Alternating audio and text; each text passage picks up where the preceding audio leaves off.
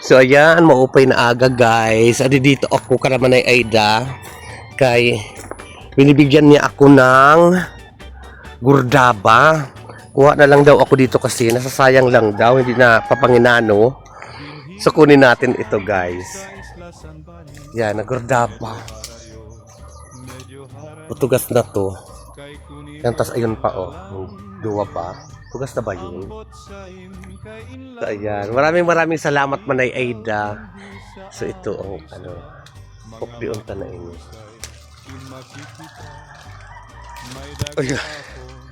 Ayan. Pahinugunta na la ini. Kaya mga tugas na ini. Ayan. Yan, maraming salamat Manay Aida. Duwa lang kuwaunta. Hinog na. Ay, ito hinog na. Hinog na to guys. Hinog na to. O yan o. Hinog na to. Ito din. Hinog na. Hinog na yung isa.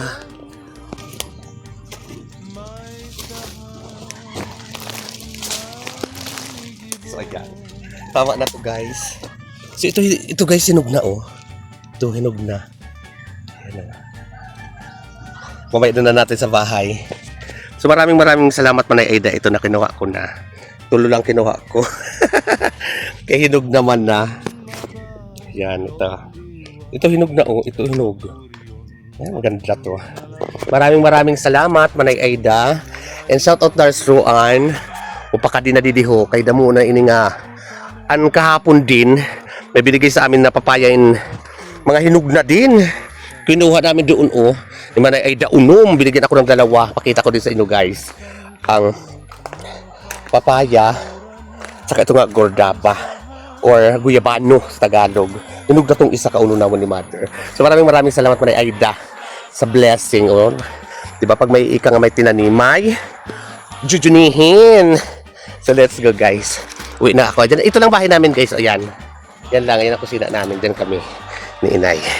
Wait la. Ayan. So ayan o, dito ako galing naman guys. Diyan, dito lang aming bahay. So dito natin kinuha ang gordaba. O diyan.